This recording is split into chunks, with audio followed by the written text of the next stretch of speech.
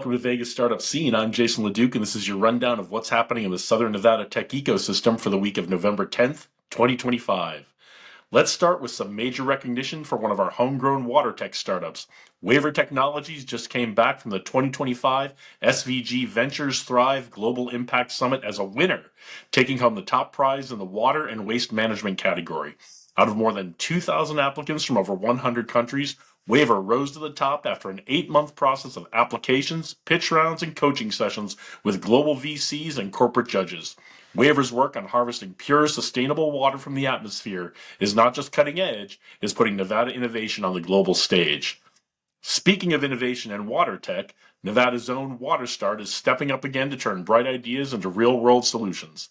The state's Governor's Office of Economic Development is investing $1.8 million to scale WaterStart's pilot program, bringing new technologies for leak detection, cooling efficiency, and membrane-free water treatment into play across Nevada.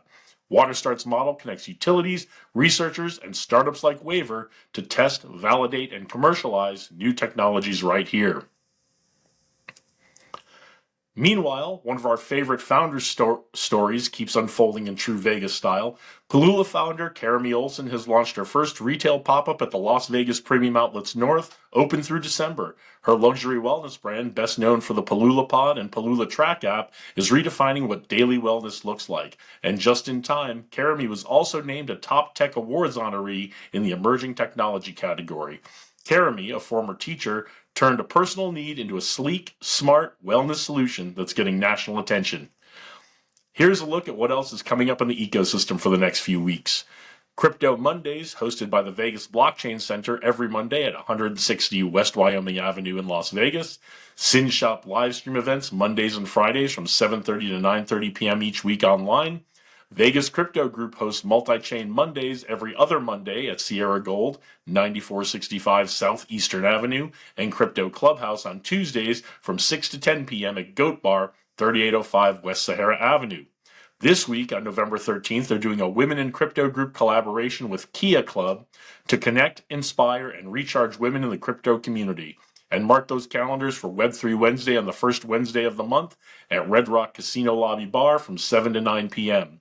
The info for all of these events is on the Vegas Crypto Group meetup page, which you can get to with the link in the notes. Fusion 42's Pitch Kung Fu happens every Thursday, and their founder huddle is every Saturday online. It's a fast, tactical check-in for founders and investors who want to stay aligned and accountable. Tech Alley Downtown is back on Saturday, November 15th from 10 a.m. to 4 p.m. at Taverna Costera. We'll see you down there, so come join us on the live stream to tell us about all the cool and amazing things you have going on. And it's finally here. The Jewel Fit grand opening at their first ever location is November 11th. Startup Vegas hosts Level Up, a night to elevate startups, on Thursday, November 20th from 6 to 8:30 p.m. at WeWork Town Square. And don't forget about the Girls in Tech event on December 4th with the FRC Pair of Dice Robotics team. I think there are still opportunities to provide sponsorships if you're interested in that. And last but not least, the Las Vegas Sports Investing Forum and Investor Conference on December 11th. At the October Tech Alley downtown, I got to talk to startup founder Richard Contreras about the problem his startup solves for the aviation community and how his background in the U.S. Air Force prepared him for this challenge. We got to go out and sell, find our... We already had a few interest in the customers. Now we got to tell them, like, hey, we got the engine working. This is what we're thinking. Help us develop the user experience so it makes it easier for the mechanics. Okay. And ultimately, our strategy is to make the user experience flawless and make integration flawless and just focused on the customer. And is this mainly focused on the Air Force? Is it focused on civilian aviation? What's it focused on? Oh, so we started in the civilian aviation market because it's, first off, it's not as regulated as the Air Force is, which is a good and a bad thing, but it's a great opportunity for us because the big contractors aren't paying attention to this market altogether. It's a very fragmented market. It's a market where a lot of the maintainers take on a lot of personal liability and risk. And so we built this solution around exactly what they needed and around the industry. So you built it with them in mind, but you're starting in civilian aviation because it'll be a little bit easier to break into. Exactly. That's our beachhead market. And we know that once we get this product out to the market and if it works and if people need it, and if it actually solves like the problem. Yeah, if you can get, if you can get some, whether they're commercial aviation companies or even a couple small airlines using it, there's a pathway through different parts of the military, especially like the special operations community, where they're willing to take a risk on this stuff before it goes out to the whole like big military fleets. So yeah. So like and that's kind of one thing I'm really kind of optimistic about, is that it's a dual use technology. Even though my experience was in the Air Force, like I had to learn about like the civilian maintenance market, and they're very similar in a lot of ways, but very different in a lot of different ways. And the strategy was like, hey man, get it out to our beachhead market.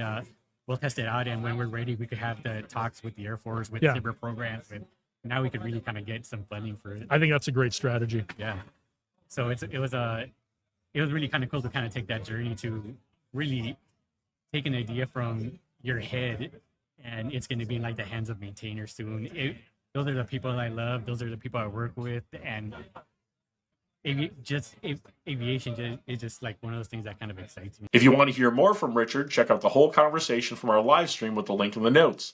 That's all for this week.